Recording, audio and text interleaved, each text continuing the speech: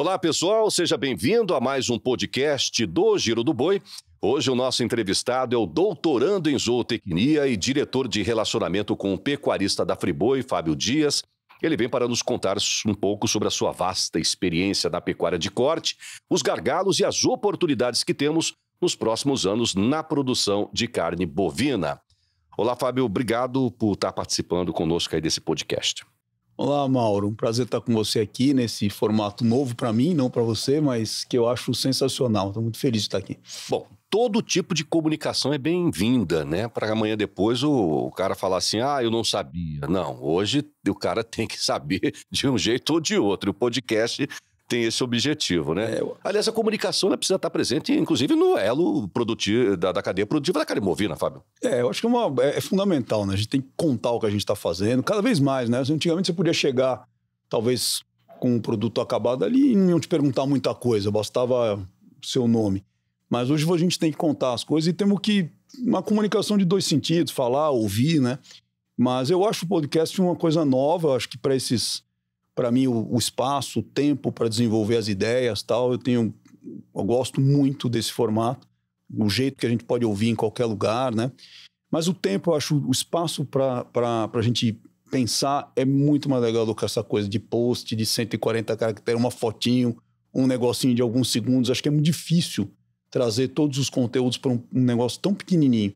E acho que no podcast a gente pode conversar com calma e ter ideias mais elaboradas, mais consistentes. E é exatamente isso que você está nos ouvindo agora vai ficar sabendo sobre essas tendências, esses gargalos, principalmente temas relacionados à gestão e à sustentabilidade, principalmente ambiental, tá bom, pessoal? Vamos começar um pouquinho contando um pouco a sua história, Fábio.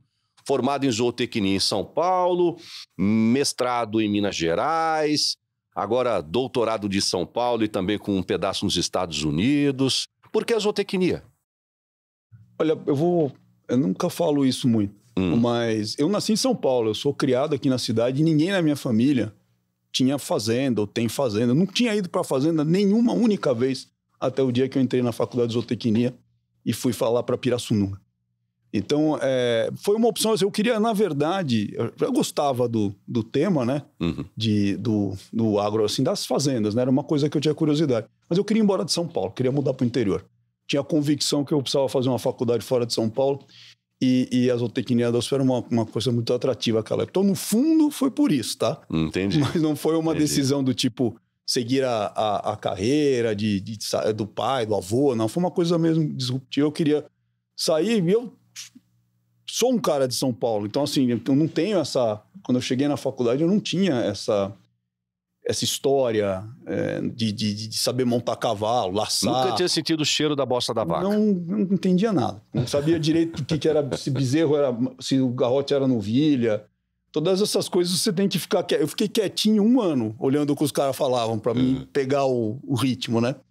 E depois tem um pouco a ver com o jeito de olhar mesmo para a zootecnia. O meu jeito de olhar sempre foi com dados, com uma análise mais estatística, menos visual, porque eu não tinha esse treinamento. Eu respeito muito, acho que as pessoas que conseguem olhar para um bezerro e entender o que ele vai ser, olhar para um cavalo e falar ele anda melhor que o outro, é uma coisa que eu não conseguia, e não consigo, aliás. Tá? Então eu me enfiei no outro lado, análise de dados e olhar o melhoramento genético, por exemplo, me deu essa ferramenta, né? A coisa que eu fui desenvolvendo no mestrado e tal, de olhar para os animais e falar, olha, a progênie é assim, ela pesa mais, então eu acabei virando um especialista nisso, mas assim, foi uma forma de entender a zootecnia. Mas você entrou de cabeça nessa profissão, porque logo que você se formou, você já fez as malas e foi para um dos maiores centros, foi estudar, talvez, fazer um intensivão dos maiores centros de pecuária de corte do mundo, que é o Clay Center, lá com Littmann, enfim. Eu nunca, assim, deixei de acreditar que eu preciso estudar, que eu não sabia. E até hoje você estuda, né, Fábio? Assim, eu não acho que eu sei zootecnia, por mais que eu esteja... E também nunca desprezei minha experiência que eu fui adquirindo, ela é muito preciosa para mim. Então eu estou há 30 e tantos anos, eu entrei na faculdade em 82, 31 anos. Né? E 40 anos. Perdeu as contas. E aí? Mas eu sempre fui fazendo isso, fui buscando onde aprender. Né? E naquela época, né, realmente, depois de começar os trabalhos aqui, entender como funcionava o melhoramento, entender que a gente precisava de grandes rebanhos conectados, montar o programa que foi virar o Pint, né? Que no fundo são rebanhos menores juntos, têm uma potência muito maior no melhoramento genético, né? Então, quanto mais animais você tem na sua base de seleção, mais forte é o programa, né? Isso é possível num arranjo comunitário, como foi o Pint, que foi bem no começo. Depois você vê outros nasceram desse desenho, né? Com esse tipo de desenho que me deu muita curiosidade para ver como isso acontecia em outros lugares, né? E quando a gente começou a mexer com cruzamento, né? Muito por inspiração da CFM, eu não trabalhava na CFM nessa época, eu trabalhava na verdade, eu ainda era autônomo, eu cuidava do programa só, né? Uma consultoria para Lagoa da Serra na época. Mas aí o cruzamento tinha dois caminhos ali, né? Tinha um cruzamento de a gente fazer aquilo circularmente, um cruzamento rotacionado, que é o que a gente ainda faz. Por exemplo, o principal do cruzamento no Brasil é Angus com Nelore terminal. Vai tudo para abate. As novilhas que a gente viu, que a gente vê todo dia nos currais do 1953, são novilhas de cruzamento terminal, né? Em que você usa uma raça na mãe e outra no pai. Mas isso podia evoluir para um rotacionado com 3 raças, depois podia evoluir para uma raça estável, como era o caso na época do Brangus e do Braford. Eram 2 exemplos que a gente tinha. Mas tinha um lugar, lá no Nebraska, lá em Clay Center, onde eles estavam testando se valia a pena pôr mais raças, que foram chamados de compostos. Porque essas raças de 2 raças, os 3/8, 5/8, que os mais famosos são o Brangus e o Braford, mas tem mais, né? Simbra, Charbray, tem várias combinações. O composto e o sintético é a mesma coisa, Fábio? Eu acho que é. O sintético é um termo pouco usado mais, mas assim, é mais ou menos... Só uma curiosidade. Que você colocou... Lá, antigamente, a gente chamava de bimestiços, esses animais de 2 raças, né? E que depois estabilizaram nessas raças como o Brangus e o Braford. Depois você tem essa ideia de botar mais raça, que era o composto. E aí, no Clay Center eles tinham testado, havia uma retenção maior da heterose nas gerações futuras. Então a proposta era usar 4 raças. 8 já não era muito melhor do que 4. Então o número de 4 ficou bom. E aí tinha um cara lá fazendo isso muito bem feito lá em Montana, que era o Leishman, a Leishman Cattle Company, que tinha incorporado esses conceitos do Clay Center, né? Que eram os conceitos dos compostos. Ele desenvolveu 2 compostos bem famosos, que até hoje funcionam muito bem. O Stabilizer é o mais conhecido e muito usado nos Estados Unidos mesmo e também na Inglaterra, na Nova Zelândia. Mas aí a ideia era fazer um no Brasil, um composto tropical. Para os nossos que incluísse adaptação. Desafios, calor, porque carrapato, essas coisas. Você pegar o Brangus, o Braford, foi desenvolvido ali para o sul dos Estados Unidos, era uma incorporação. Você põe um pouco de zebu e um pouco de britânica, a gente tem um gado que aguenta e tem qualidade, performance. Mas podia fazer um pouco mais, podia incluir alguma coisa que não fosse zebu, um adaptado como o Bonsmara, como o Senepol, com outras opções que a gente testou, mas as 2 que mais fizeram Santa sucesso. Gertrudes também? O Santa Gertrudes é um composto, né? Ele é um composto mais antigo, né? Tem Shortcom, tem outras raças, mas já era esse conceito. O que o Clay Center fez foi estudar isso. Eu fui lá por causa disso. Na verdade, fui com a bênção do Tô, né? O Renato Eugênio, da Campanário? Exatamente. Eu já trabalhava bastante com a Campanário nessa época. Né? Fazia até a parte de sistemas administrativos. A gente tinha uma outra companhia de informática que eu participava como sócio, que a gente cuidava de uma parte de planejamento da Campanário e também da parte de genética dela. Aí ela participava, naquela época ela tinha vacas, hoje ela não tem mais, ela fazia seleção de Nelore e fazia cruzamento, e ela, mais a CFM, mais uns fundadores como o Gil Biasi, o Carlos Maluí. O saudoso. O saudoso Carlos Maluí, da Fazenda Madeiral, o Felipe está tocando lá hoje, né? Ana Luísa Sampaio, Adolfo Fetter lá no Sul, era uma meia dúzia de fazendeiros meio visionários, mais a CFM. Queriam começar um programa de composto. E aí eu falei, tudo bem, mas se não for lá para estudar, não vai dar certo. Porque a gente não sabe isso. E ele falou, então vai. Eu falei, não tenho dinheiro. Então... Acabei de sair da faculdade, tem R$1 no bolso. Nem para pagar o ônibus. Não, aí ele realmente pagou a passagem, nunca cobrou essa conta. Espero que ele não esteja ouvindo isso. Aí foi lá estudar. Fui lá e fiquei lá. Realmente fiquei 3 meses no Clay Center. Fiquei também na Colorado State University com o Bruce Golden, porque a análise genética com efeitos de heterose dentro do modelo, ela não é igual a que a gente faz para os animais de uma raça só, por exemplo. Quando você faz uma análise de um banco de dados de Nelore, Você não tem heterose, então você é mais, não é que é mais fácil, o valor, o efeito genético está mais evidente.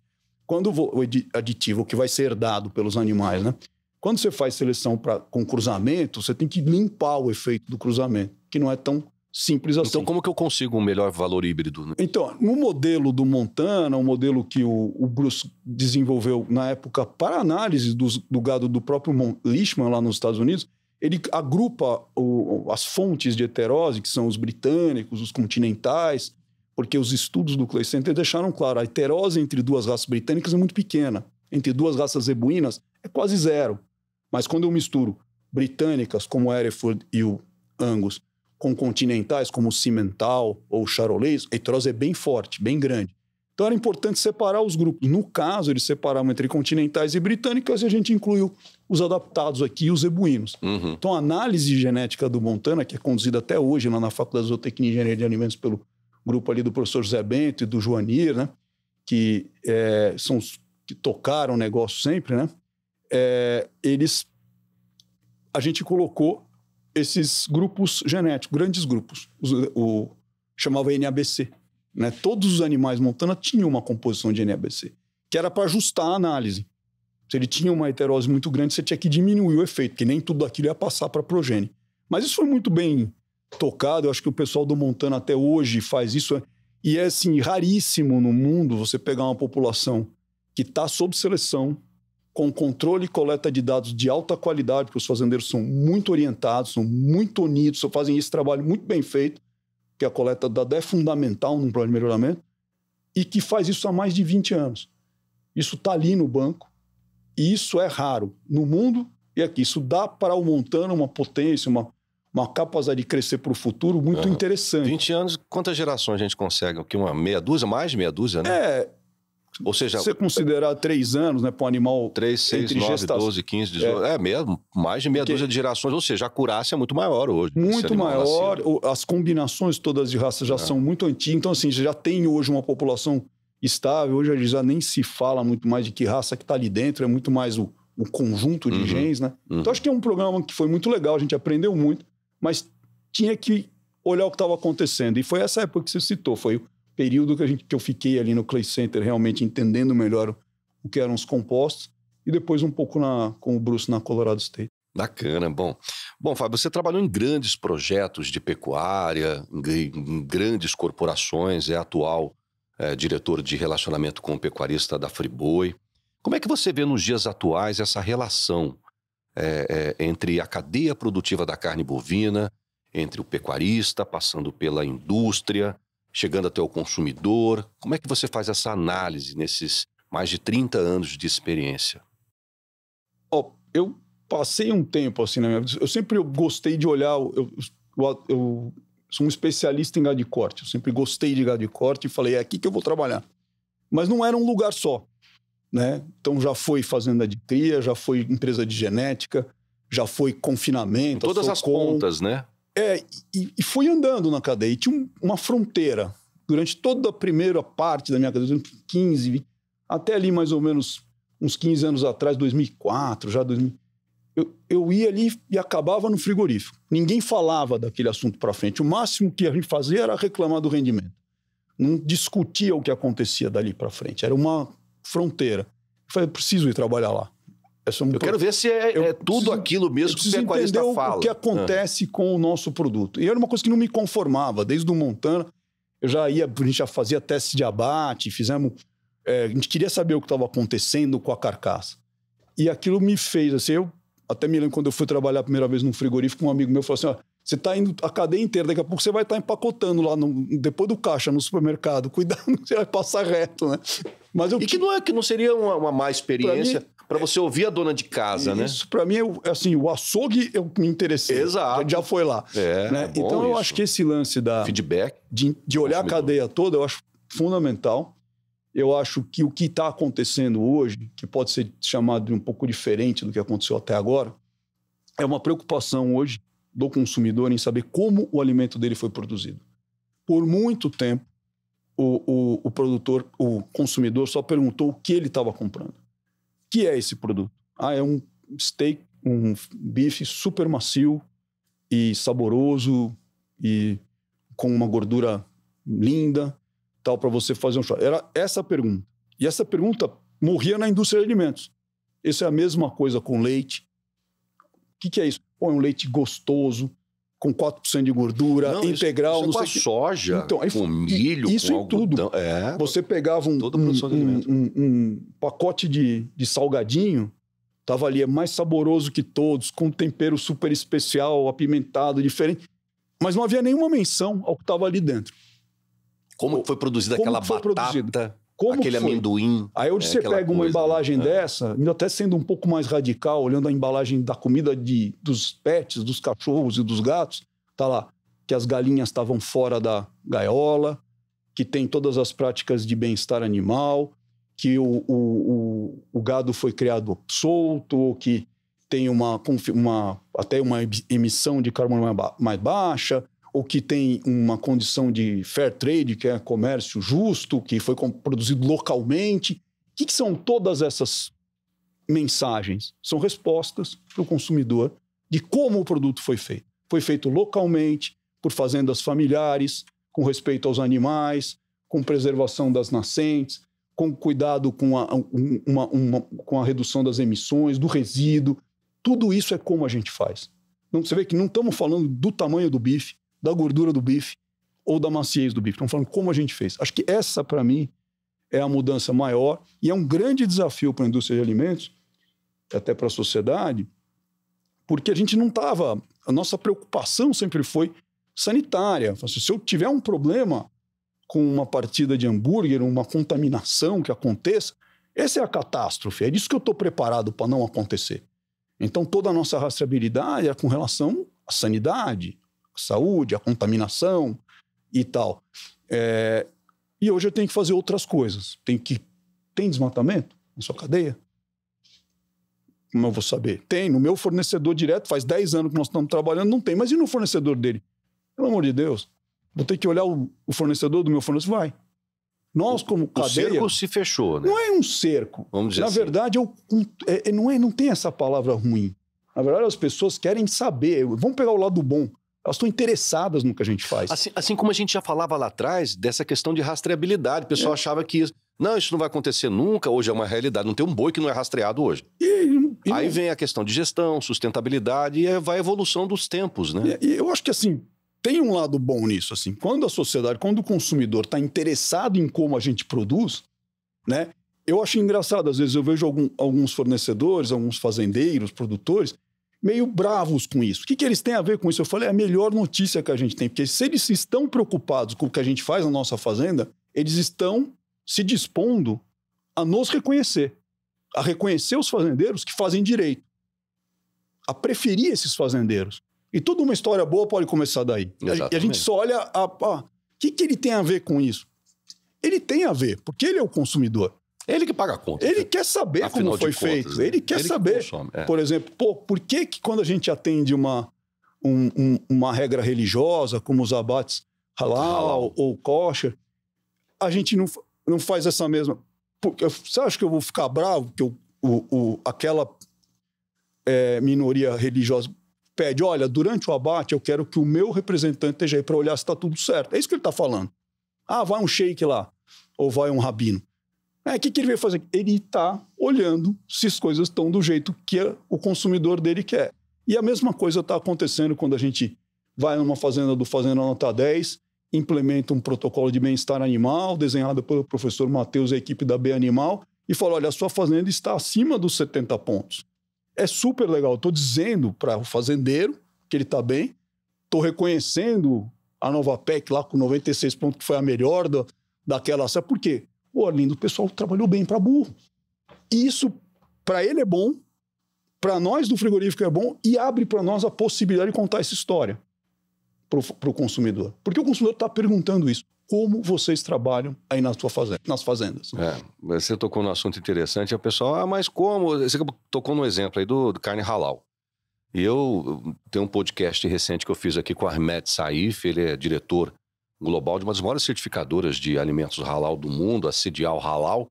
Hoje o mercado de muçulmanos no mundo, nada mais, nada menos que 2 bilhões de pessoas. E não é só a questão do abate, olha que coisa interessante. Eles baixaram uma norma que tem tudo a ver com bem-estar animal, tem a ver com questão social, questão ambiental, jovialidade do gado. Tem toda uma coisa lá e que funciona do nosso dia a dia, aumenta a nossa produtividade e garante o mercado para isso. A primeira vez que eu trombei com as regras do COSH, dos abates, vamos dizer, controlados pelos religiosos, eu falei, deixa eu olhar isso, porque me parecia um retrocesso absurdo ter que degolar o animal de... Aí você vai olhar, tudo que está ali dentro, com um vocabulário e um regramento de 2000 anos atrás, é sanitário. Ele vai olhar o pulmão, se tem aderência, para olhar se tem alguma relação com tuberculose, que é a doença antiga e zoonose gravíssima até hoje. Preocupante. Até hoje. E vai olhar se o animal estava realmente vivo no momento em que o representante estava ali, porque não pode comer carne, porque não pode comer produto estragado. No fundo, é defesa sanitária. Hoje, para nós que estamos aqui organizados em torno de autoridade, governo, sistema de inspeção federal, não faz sentido que um religioso faça isso. Mas há 2000 anos atrás, isso fazia, porque a única autoridade estabelecida era a igreja. A igreja fazia o registro, todos os nascimentos até agora não vou falar porque eu vou errar, mas um tanto de tempo atrás, eram feitos pela igreja. Você vai pegar a demografia, qual é a população da cidade lá na Alemanha? Está na igreja. Então, a gente foi mudando isso à medida em que aqui no Ocidente a gente separou a igreja do Estado. É um modelo de sociedade. Nossa sociedade não confunde as funções da igreja e do Estado. O Estado é laico, né? Mas nesses outros lugares não. Então, assim, faz todo... E se você vai olhar, Mauro, é interessantíssimo. Tem uma origem sanitária em praticamente todas essas regras que são chamadas de religiosas. Maravilha. Eu lembro o pessoal que está nos ouvindo aí, eu estou recebendo hoje aqui no podcast do Giro do Boi o doutorando em zootecnia Fábio Dias, diretor de relacionamento com o pecuarista da Friboi, está contando um pouco a sua história, a sua trajetória e os gargalos, né, as oportunidades que temos diante desse mercado volumoso de bocas para alimentar, né? A própria ONU fala que em 2030 a gente vai ter quase 10 bilhões de pessoas para alimentar no mundo e nós temos um papel fundamental, a pecuária brasileira tem um papel fundamental nesse contexto, né? Na década de 1960, 1970, você deve se lembrar, o Brasil importava carne da Rússia. E muitas delas a gente nem sabia se ela estava contaminada com aquele problema que teve na usina de Chernobyl, etc. Olha só, hoje somos o maior exportador mundial de carne bovina. Recentemente eu falei, em comemoração de 50 anos da Embrapa, Fábio, com a doutora Elizabeth, chefe da Embrapa Gado de Leite. Em 50 anos, o Brasil aumentou em quase 5 vezes a produção de leite no mesmo espaço. No mesmo espaço. Hoje a gente produz mais de 35 bilhões de litros por ano. Somos o terceiro maior produtor mundial. Essas conquistas se devem a essa visão, né? Eu falo que o pecuarista brasileiro ele é o Midas, onde ele toca vira ouro.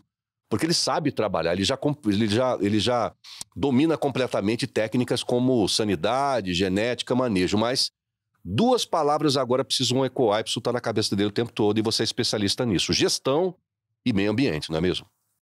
Eu acho que, assim, eu fui me ser exposto à questão de sustentabilidade nos últimos 5 anos, 6, assim, no início com uma atitude mais responsiva a demandas de clientes, mas depois entendendo, assim, que a gente tem que ser eficiente, não pode largar a coisa para trás, não pode ficar resto, não pode ter... E não podemos também... A sustentabilidade é um compromisso das gerações atuais com as futuras, do tipo assim, eu tenho que suprir as necessidades da nossa geração atual, da nossa sociedade, sem comprometer a capacidade das gerações futuras suprirem as delas. Esse é o fundamento da sustentabilidade. Eu não posso fazer nada hoje que reduza a chance da geração futura ter sucesso. Eu tenho que deixar as coisas melhor do que eu encontrei para a geração futura, como se fosse com o meu filho. Eu não quero que ele tenha menos que eu tive. Eu tenho que ter a mesma coisa que eu tive. Palavras do Peleco, da Roncador, né? É isso aí, tá? Grande inspirador. Peleco é um cara que tem uma visão muito especial, tá? Vários fazendeiros têm. Alguns não se expressam dessa forma, com essa clareza, mas eles fazem assim. Eles estão cuidando daquela fazenda, eles estão preparando aquilo, porque eles sabem que a terra é um recurso finito, que não vai ter mais oportunidade para comprar mais fazenda, mas eles podem viver bem, ele, a família dele, os descendentes dele, daqui a 100 anos. Quando a gente vai numa fazenda aqui na Campanário e vê um território que está sendo explorado pelo homem há mais de 100 anos e cada vez dá mais resultado, isso é sustentabilidade. Então, esse é o compromisso da geração atual em produzir o máximo de alimentos possível sem comprometer as possibilidades da geração futura. Então, a gente tem que aproveitar o que a gente tem. Nós não podemos jogar quase 1/3 do produto agrícola do mundo fora antes da gente consumir. Perder ele nas estradas, perder no silo, perder na preparação. O que acontece? Você vai a um lixão urbano, é comida para todo lado, que não foi consumida, foi estragada. Então a gente tem que cuidar disso. E temos que cuidar disso na fazenda também, porque a gente que está lá sabe quando morre bezerro à toa, quando quebra animal, quando a gente perde todo um coxo cheio de ração porque choveu e eu não olhei para cima a hora que eu... Então, assim, é esse cuidado que os fazendeiros já têm. Eu acho que a gente tem que destacar, mas lembrar eles de que a gente pode ser mais eficiente em cada ponto do nosso negócio. Maravilha, maravilha, maravilha. Bom, como eu estava dizendo agora há pouco, né, a gente já passou por inúmeras fases, né, na nossa pecuária, né? Eu sou da época ainda da ampola, do sêmen, do lembra? Pellet. Era um comprimido. Antes de ter uma ampola, era um comprimido. Não, e não tinha IATF, né? Era rufião. Nossa, que doideira aquela dificuldade da gente inseminar uma fêmea. Aí veio a genômica, veio a rastreabilidade. Eu vou contar uma curiosidade. Veio novas moléculas, né? Passou por tanta fase. Quando eu trabalhei na Lagoa da Serra, na época, numa empresa de sêmen muito legal, foi muito boa essa época. Maurício, Lúcio, toda aquela turma, assim, foi sensacional. Mas tinha uma coisa que me incomodava, dava muito trabalho, distribuir o sêmen e inseminar. Eu falava, o dia que a gente tiver o sêmen sequinho, que não precisa ficar no nitrogênio, ou que a gente não precisar olhar a cio, esse negócio vai decolar. Mas eu tô meio cansado. Eu lembro que daquela época, eu acabei migrando para a CFM, fui trabalhar com venda de touro, porque eu achava que tenho certeza, continuo achando isso, que os touros são que realmente fazem a média da próxima geração dos bezerros no Brasil, né? A quantidade de touros que é usada para fazer a próxima safra, né, é muito grande em relação ao que a gente consegue inseminar de vaca. Por mais que cresça e exploda a quantidade de sêmen utilizado, a gente ainda tem a grande maioria das vacas de corte cobertas por touros. E se os touros melhorarem, os bezerros melhoram mais do que qualquer outra. Então, assim, para mim havia esse interesse. Mas eu achava que se quebrássemos essas duas barreiras, eu acho que isso aconteceu de alguma forma. Tá? A IATF é isso, a gente não precisa mais olhar o cio, então escalou a atividade de inseminação para enormes quantidades de animais. Ficou possível fazer isso para milhares de vacas, que não dava para fazer quando era no cavalo ali no lombo do de manhã. De manhã e de tarde, tinha que olhar o cio, tinha que tirar as vacas todo dia de manhã, levar, esperar para inseminar. Não, era uma loucura. E a outra, assim, a gente consegue mandar o sêmen. Tem uns botijões agora que são de esponja, que ficam cheios, pode virar, o nitrogênio não cai. Não conseguiu sair do nitrogênio ainda, mas ficou bem melhor, bem mais fácil. Você tá falando em touro aí, Zé Bento, se escutar esse podcast, eu queria ficar bravo com você, porque se você não falar da importância da vaca. Ele é talvez o maior defensor da matriz bovina do mundo. Não, isso é o que o seu Wilson Brockman vai fazer 50 anos a Maragogi a semana que vem. Né? O seu Wilson sempre fala, o negócio é a vaca. O resto você troca, compra. É fácil ter touro bom. O difícil é mudar a média das vacas. É verdade. E a metade da próxima safra, faça você o que quiser, é a vaca. Dela. A metade da próxima safra é definida pelas vacas. Então a média das suas vacas, a gente não fala muito, porque é difícil mexer na média das vacas. Então assim, aquilo é meio dado. Mas se você lembrar que em 3 anos você tem uma nova geração reproduzindo, em 12 anos, você pode ter 87,5% dos genes já trocados. Não é nada que não passe rápido. É factível isso. Se você tem, por exemplo, uma vacada com média 0 aqui, e eu compro um touro com média 100, para facilitar a conta, o ano que vem é 100 com 0 dá 50 a próxima. Então a novilha de daqui a 3 anos ela é 50. Se eu usar de novo o touro de 100, a próxima safra vai ser 75. Se passar mais 3 anos, 6 anos de hoje, eu vou ter 75 com 100. Se passar mais 3 anos, eu tenho 87,5 com 100. Então, em 12 anos, você troca a genética da soja. É só ter foco. Não tem mistério nisso.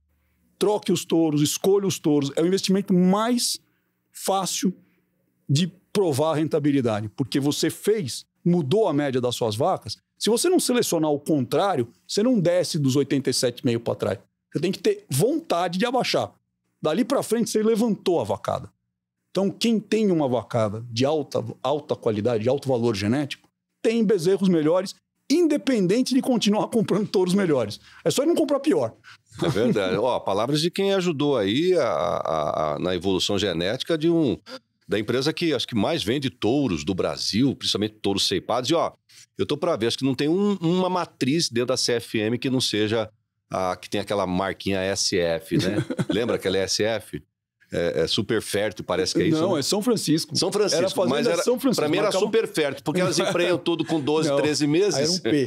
Mas era Mas é muito legal. A São Francisco era porque, na história do programa da CFM, ele constituía um núcleo de Eli. Você ia tirando as mães dos 2% melhores bezerros. A cada desmama, pressão de seleção. Você tirava mesmo, aquelas mães, se elas repetiam 2 bezerros no top 2%, você levava essas vacas para São Francisco. Isso fez na CFM ter um conjunto de 1.300 vacas. Você imagina isso? Você tem 1.300 vacas, que todas elas foram mães por 2 vezes de bezerros top 2% do grupo contemporâneo. Então você desmama 100 bezerros, aí tem 2 bezerros bons. Aí você pega a mãe desses 2 bezerros, são só 2. Você marca um maisinho na cacunda dela. Aí você espera. Se no ano que vem, ou daqui a 2 anos, ou daqui a 3 anos, ela tiver mais um bezerro desse, aí você leva ela lá para São Francisco. Nossa, que pressão. E isso construiu, por isso você fala, todo mundo tinha a marca da São Francisco, porque lá ficava o núcleo de elite. A nata da nata. E esse grupo de genes é o grupo de genes que foi distribuído para todo o rebanho da CFM. Por isso que essa média é alta e é difícil alcançar esse tipo de rebanho. Mas o que eu acho bacana, sabe o que é? É que o pecuarista não precisa passar 30, 40... a CFM está mais de 100 anos no Brasil. É 10 anos usando mais de 100... Exato, ele não precisa passar trocentos anos lá fazendo esse tipo de seleção. Ele já tem no mercado esse tipo de genética lá que ele, de uma geração para outra, ele já colhe os benefícios. Se ele tiver condição técnica e de manejo, principalmente, ele pode fazer ATF, que é fácil. Se ele não tem touro, aí usa o touro. O importante é trocar os touros a cada 4, 5 anos, não deixar que eles fiquem para sempre lá e comprar touros jovens, mesmo na inseminação, sempre comprar os novos, porque são os mais evoluídos em genética. Por exemplo, se a coisa está melhorando a cada ano, pega uma característica clássica, tipo peso ao sobre-ano. O peso ao sobre-ano, peso ao ano e meio de idade, ele aumenta mais ou menos 1,1% num bom programa de melhoramento a cada ano. 1%. Então, se passar 10 anos... Pouco, né? É pouco, mas em 10 anos é 10% a mais, né? Para o mesmo animal, na mesma condição de produção, no mesmo pasto, com as mesmas vacas, né? Se você trocar os seus touros todos os anos, pegar uma geração nova, você está sempre 2%, 3% para frente, que você vai trocando. Então, aquela coisa de ficar, assim, na memória do grande touro, tal. O grande touro é o que deu um grande filho, que virou um grande touro, que será pai de um grande neto. Não é? Não pode ficar com isso. Eu acho que esse é um dos segredos do melhoramento genético, é a renovação das gerações, né? Você trocar rápido as suas gerações. Bom, vamos lá, Fábio. Fala um pouco agora sobre a indústria frigorífica, né? Bom, a função do frigorífico é ir lá, comprar o boi do cara, pagar, desmontar, embalar e entregar para o mercado. Por que a indústria frigorífica se preocupa tanto com a gestão hoje do seu cliente, do seu fornecedor? Vocês têm tantas ferramentas disponibilizadas para esse produtor. Eu falo do Plataforma Pecuária Transparente, Escritório Verde, Boitéis, tanta e tanta outra coisa. Por que você acha que o frigorífico se preocupa também com o bem-estar do seu cliente, vamos dizer assim? Muito resumidamente, o nosso negócio não existe sem fazendeiros, produtores. Ele não existe. Não existe frigorífico sem pecuarista. Pode existir pecuarista sem frigorífico, mas frigorífico sem pecuarista não tem. Então, a saúde do negócio do pecuarista, o crescimento dele é a única chance de crescimento que nós temos. Então, a gente precisa, de toda forma, localizar os bons exemplos e torná-los a média. É uma estratégia de melhoramento genético. Eu sempre pensei dessa forma. A gente pega lá o melhor e faz com que ele seja repetido, tenha mais filhos ou tenha mais seguidores, né?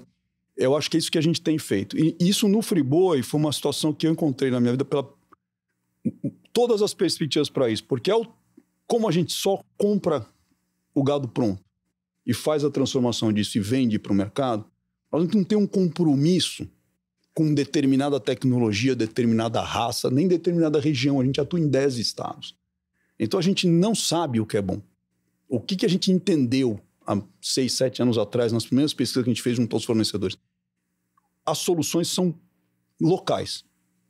Mas quem escolhe o caminho e a solução, quem quer fazer um negócio dar certo é o produtor. Se ele for bem preparado, então nosso foco não é promover só a inseminação, só o confinamento, só o cruzamento, só a IATF, não é isso. É promover a fazenda, o fazendeiro. Se ele for um bom administrador, um bom gestor, se ele tiver números na mão dele, aprender a gerir a equipe dele, ele escolhe o que é bom para aquela fazenda. Se tiver na hora de fazer um confinamento, ele decide e faz com números. Se tiver na hora de mudar de terminação para recria engorda, de recria engorda para ciclo completo, ele decide. Mas ele precisa saber como decidir. Então, o foco em gestão, fazenda nota 10, que é formar uma legião de fazendeiros que sejam um exemplo para os parentes, para os primos, para os irmãos, né? Para o pai que está recebendo o filho na gestão, que cuidem da sucessão, que cuidem das pessoas na fazenda. Porque uma das coisas que a gente percebeu no Fazenda Nota 10, depois de 2 anos trabalhando, é que a gente fazia índices e metas super bem feitas para a fazenda. Só que passar a meta para a equipe era um desafio enorme. Como é que você vai chegar para o capataz, que é praticamente da sua família, e dizer que se ele não desmamar tanto, ele está muito abaixo da vizinhança nossa? Ele vai dizer, o senhor está querendo mandar embora? Então tem um trabalho enorme, é o trabalho da Jaque e tal, que é super difícil. E isso a gente começou a investir muito. Assim, os fazendeiros têm que ter números, fazer comparações, aprender a gerir sua equipe. Saber onde está, para onde tem que ir também. Para onde tem que ir, como passa isso para a equipe.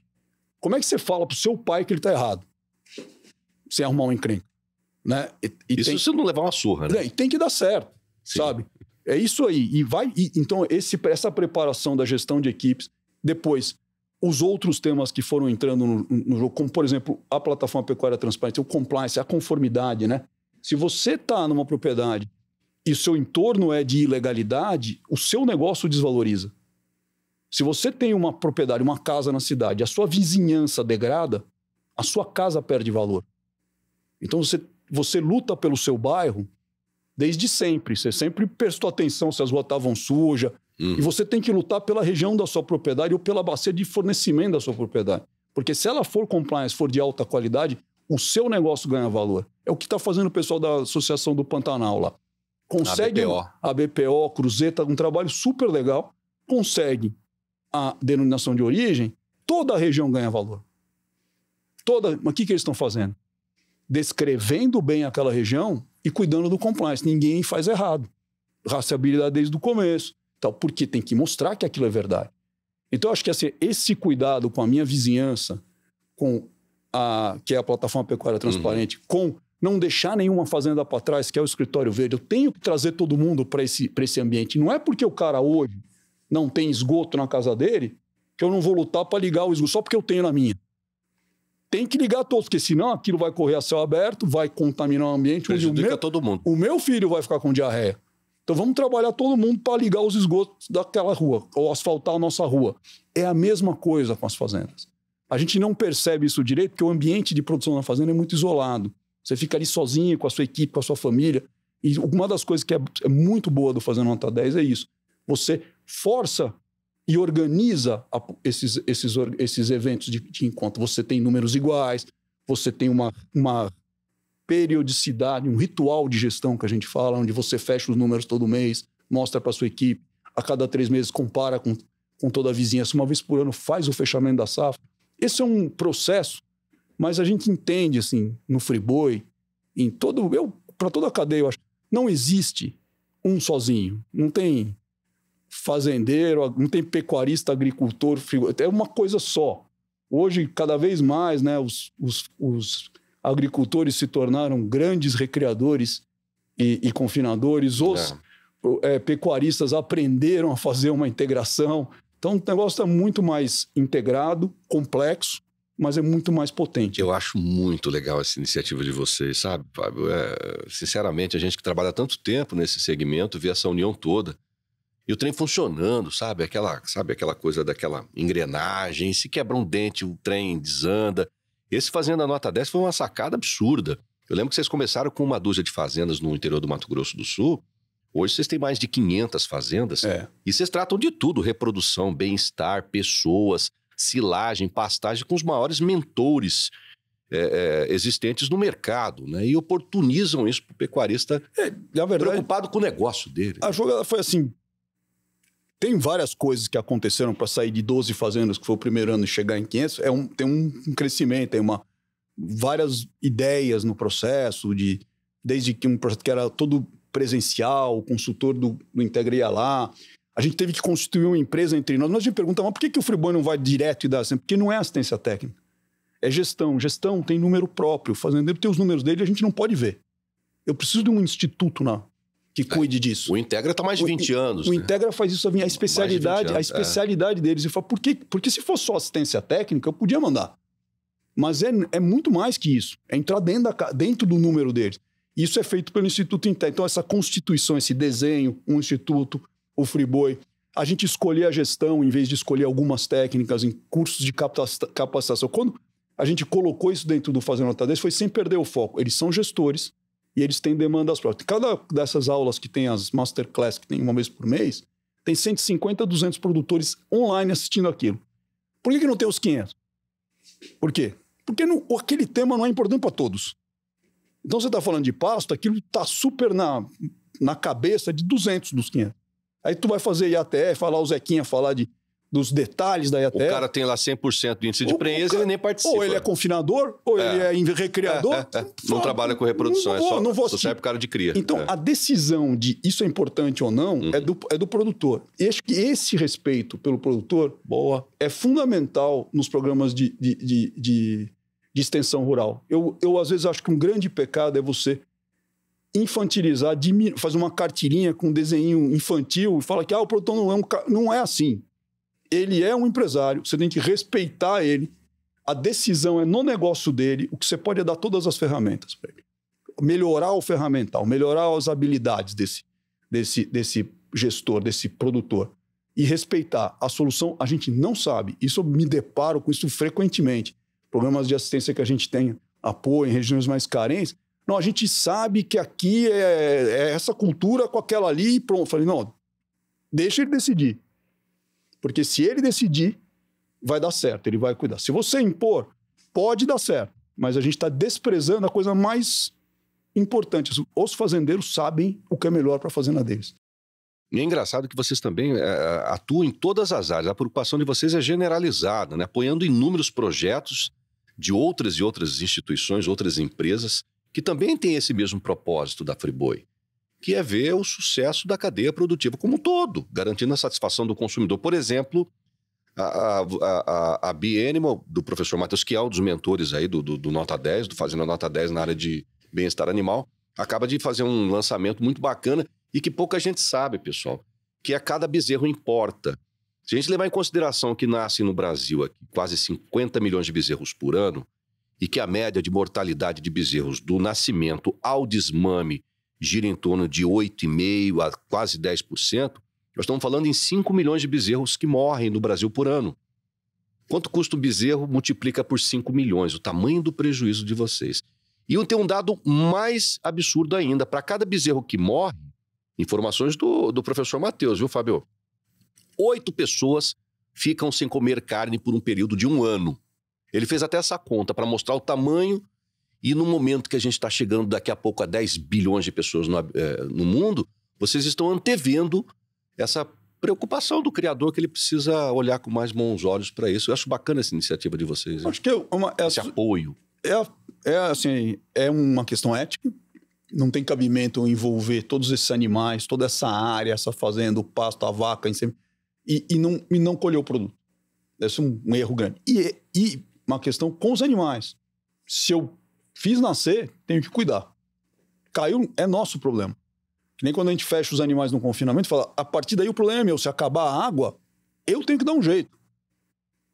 E é em algumas horas, porque aquele gado que está ali, eu prendi ele, então ele não pode ficar sem comer, não pode ficar sem beber. O bezerro não pode morrer porque eu não cuidei dele. Ou porque eu errei o manejo.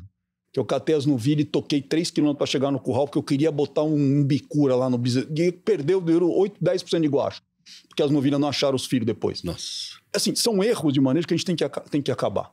E isso, eu tenho certeza que o professor Matheus e toda a equipe da B Animal, Janaína, Fernanda, todos vão conseguir dar o recado. E eu acho que assim, uma das coisas que você falou assim, a gente apoia, não é que a gente apoia qualquer projeto, a gente apoia um propósito, sabe?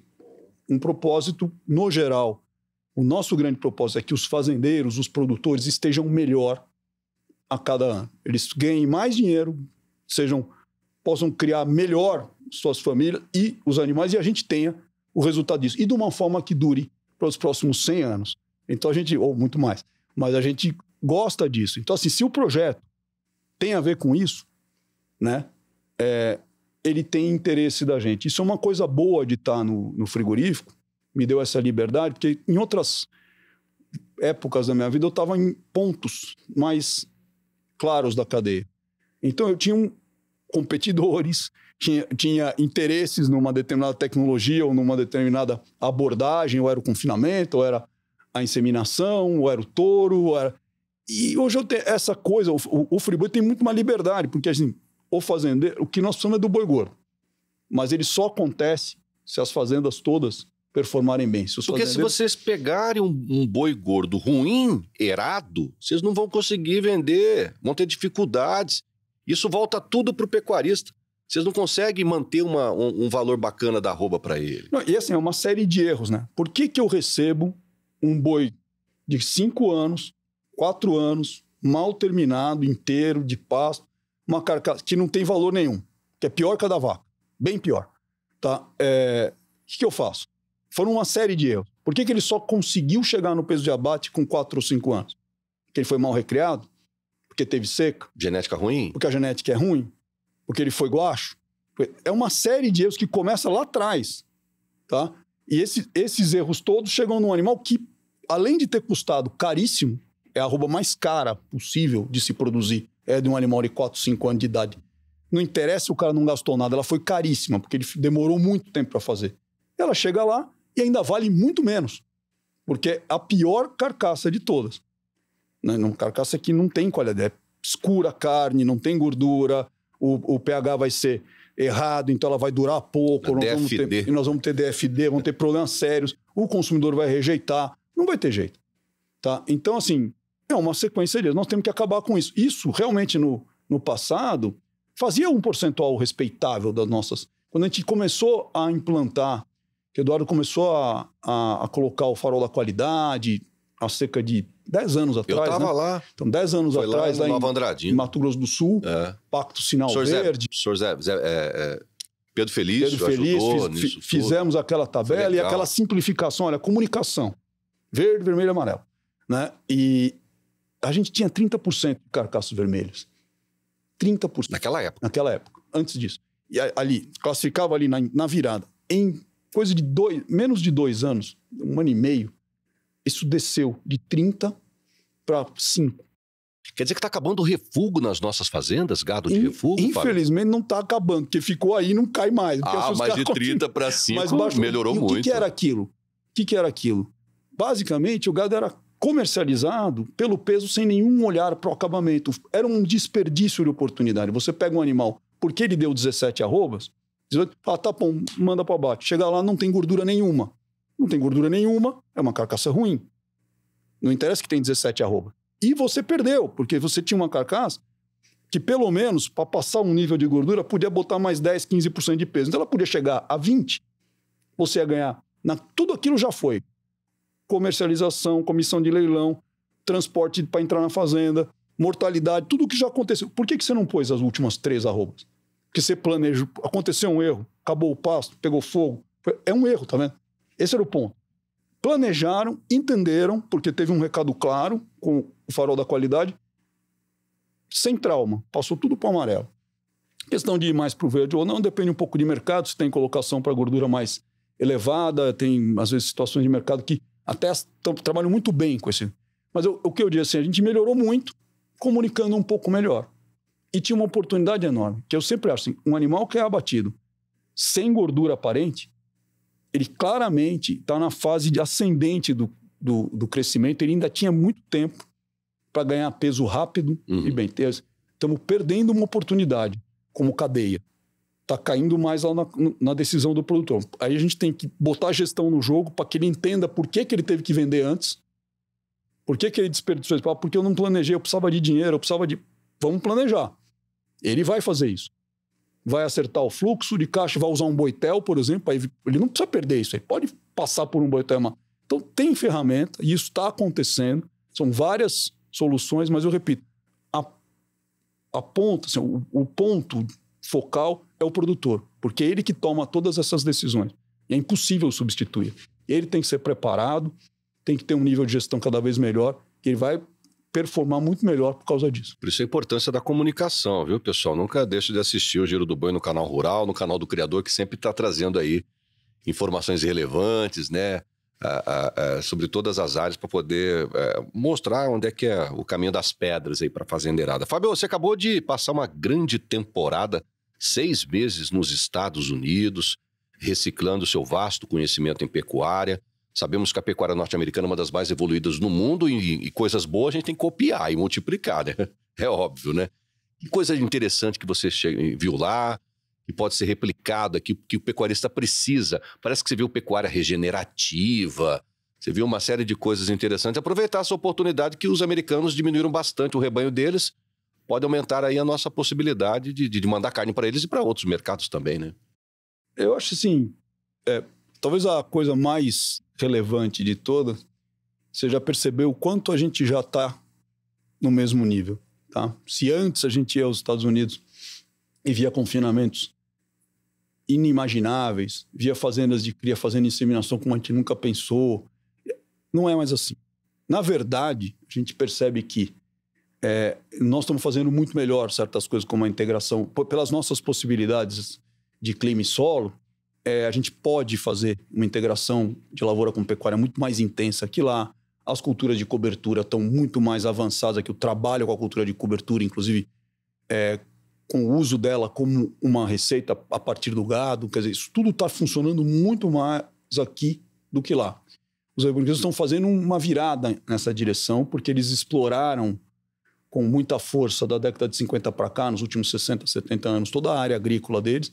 E eles entenderam que precisam regenerar a qualidade do seu solo. Estão fazendo esse movimento, é uma coisa assim muito grande, chama atenção realmente a quantidade de projetos nas universidades, pesquisa. E no mercado, a hora que você vai ao mercado de carne, aos restaurantes, o consumo mesmo, muito gado terminado a pasto, um certo... Então, assim, é uma coisa que é interessante, porque eles estão dando uma desintensificada até no final da cadeia ali. Era aquela... para deixar o processo um pouco melhor para o solo. Então, assim, voltar um pouco o passo, melhorar a qualidade, deixar aquilo um pouco mais... para que não se exaura completamente a possibilidade, isso é evidente. Ao mesmo tempo, eles estão trazendo, quando faz um grass-fed beef, por exemplo, um animal terminado a pasto, ele volta para 22, 24 meses, em vez de morrer com 16, 18. Uhum. O que não é uma solução super boa, vamos dizer. Mas, assim, no modelo deles, isso está fazendo sentido, porque o consumidor deles paga mais por isso, etc. Para nós, é mais legal, porque a gente tem esse empresário agrícola brasileiro, por exemplo, do Centro-Oeste, ele é um cara muito novo na atividade, então, assim, não tem muito preconceito. É para fazer assim, fazemos. Agora é algodão, era soja, é soja. Agora vai para milho, vai ser 2 safras, 2. Vai ser 2 com pecuária, será também. Né? Uhum. Nelore, adoro Nelore, mas vai cruzar com cruza com ambos. Vamos botar outro em cima, bota outro em cima. Isso é legal. O Brasil tem esse empresário dinâmico cuidando das propriedades. A gente está vendo isso com a integração, que hoje são milhões de hectares, já 17 milhões de hectares. Metano, eles estão preocupados lá? Super preocupados. E assim, para eles é uma situação muito diferente. A gente pode reduzir o metano reduzindo a idade ao abate. Para nós, o principal agressor para a emissão de metano de bovinos, né, é a idade ao abate. Então, nós vamos ter um processo mais intensivo, um pouco menos eficiente. A gente vai reduzir isso muito fortemente pela intensificação. Já está acontecendo isso. Lá eles já estão nesse nível aqui. E eles estão com uma tendência de voltar um pouco para trás. né? Então, assim, na verdade, para eles, a redução da emissão é um pouco mais difícil, né? Vai passar por eficiência no coxo e eficiência dos animais, coisa que a gente também pode fazer. Mas nós temos uma, como eles falam assim, a low hanging fruits, as frutas mais... Aquela laranja madura na beira da estrada, né? Você pode pegar ela logo que não vai ter problema. A gente tem essa redução da idade a nosso favor. É algo que já está acontecendo, né? A gente está trazendo o gado cada vez mais para abate mais jovem e isso faz com que a gente tenha redução. Então, mas as emissões são realmente importantes e nós temos aí a questão da idade, da eficiência do bovino. O bovino tem que ser o mais eficiente possível, né? Isso passa por alimentação de qualidade, confinamento, etc. E temos a questão da fazenda. A fazenda que regenera o solo, que recupera o solo, ela sequestra carbono. Então, isso é uma possibilidade que a pecuária tem junto com a agricultura no Brasil. A gente tem uma área grande de pastos degradados, muito grande. E esse é o maior potencial. Sem necessidade de desmatamento adicional, de abertura de novas áreas, a gente pode incorporar essas áreas degradadas a sistemas integrados de lavoura com pecuária, porque hoje, eu às vezes ainda me lembro das pessoas preocupadas, vai acabar tudo em cana, não vai ter onde pôr o gado em São Paulo. O gado nunca diminuiu, né? Porque a gente intensificou, os confinamentos cresceram, e a recria intensiva, o boi 777, o cuidado com o 7 do meio e com a recria, né? Cada vez mais. E acho que isso é uma coisa que a gente tem visto, né? Nessa conversão de pastos para a agricultura, que eles, na verdade, aumentam a nossa capacidade de recria e engorda, porque aquela área que vai para a agricultura, boa parte dela faz uma segunda safra, a gente tem mais alimento naquela região, palhas, sabugo, carpício, resíduo do algodão, todas aquelas coisas, ou DDG, quando faz isso, quando faz aquilo. Então, todos esses subprodutos agrícolas vão alimentar a indústria de confinamentos, né? E a área agrícola mesmo vai passar por integração lavoura-pecuária. É um pasto com alta capacidade, porque ele vem daquela... E no período seco. Então, assim, ele é uma bênção, porque o pasto da integração lavoura-pecuária, ele vem na hora que o pasto permanente acabou. Né? Então, assim, esse sistema brasileiro, que é a integração lavoura-pecuária mais confinamento no finalzinho, que é o período, ele é muito forte.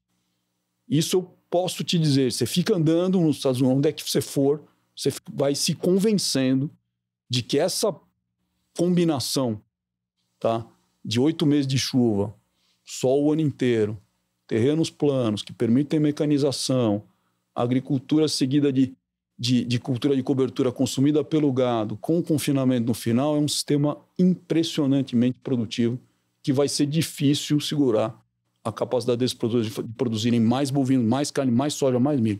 O Brasil está forte. Então nós estamos com o garfo, a faca e o bife no prato. Tranquilo. Desde que a gente... Nós temos um desafio. Tem um mito de que isso tudo depende de desmatamento. Isso tudo que eu falo não depende em nenhum ponto. Eu não falei desse assunto nenhuma vez aqui. Mas a gente tem uma conta para prestar de transparência. A gente não pode deixar, tá, que este tipo de atividade ilegal que acontece no entorno do agronegócio brasileiro contamine o nosso negócio principal. Se a gente desmata ali 1 milhão e pouco, esse ano passado foi um recorde de 1,5 milhão de hectares no bioma amazônico, não pode ser esse 1,5 milhão de aventureiro que vai denegrir a imagem de 230 milhões de hectares que são explorados por fazendeiros fantásticos em todo o Brasil, que fazem a liderança nas 10 maiores commodities, ou são primeiro ou segundo colocado em todas. Então, isso não pode continuar contaminando. O caminho que nós temos para resolver isso do nosso lado é a rastreabilidade, a transparência e tal. Mas, de fato, nós como sociedade temos que controlar esse tipo de coisa. Se é ilegal, é para não ser feito. Ponto. Bacana. Vamos lá, aquelas rapidinhas lá, no bate-papo? Como é que bem rapidinho, tá bom? Um prato de comida, Fábio. Churrasco. Gosta mesmo? Gosto. O Fábio Dias pai. Você tem uns meninos bons, hein? Estão ótimos. O Pedro e o Chico estão grandes, um empresário, professor de letras, estão super bem. Maravilha, maravilha. Lugar. Praia. Qualquer praia. Qualquer praia. Gosta de praia? Praia. Eu já passo. Uma cidade. São Paulo. É paulistano mesmo, Sou né? paulistano e acho São Paulo incrível. Acho que cidade grande é um lugar onde a gente aprende, cresce. Adoro São Paulo. Uma recordação dos pais.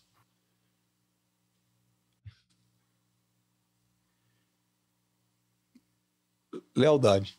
Lealdade. Bacana. Bacana. Valor muito, muito forte, né? Lealdade. Futuro da pecuária. Fábio Dias, como é que você define o Fábio Dias hoje? Em pouquíssimas palavras. Um aluno da vida. A vida é um eterno aprendizado, né? Eu escutei isso de um grande... Aqui no Giro do Boi, Fábio. A vida é um eterno aprendizado. A gente nasce aprendendo a nascer, vive aprendendo a viver e morre aprendendo a morrer. Então a gente tem que aprender todos os dias, né? Que bacana. Que recado você quer deixar para o pecuarista? A próxima safra de pecuária vai começar agora em julho. O que você espera dele? Aí daqui um ano a gente volta a bater um papo, traz um relatório do Fazenda Nota 10, acho que vai ser a 6ª ou 7ª safra. O que você espera desse produtor rural brasileiro? Primeira coisa, assim, a gente está num dos negócios mais legais e agradáveis de todos os negócios que a gente pode trabalhar. Então, assim, é muito bom, muito agradável mexer com pecuária. É um estilo de vida, então, assim, gostem disso, tá? E é uma atividade de longo prazo.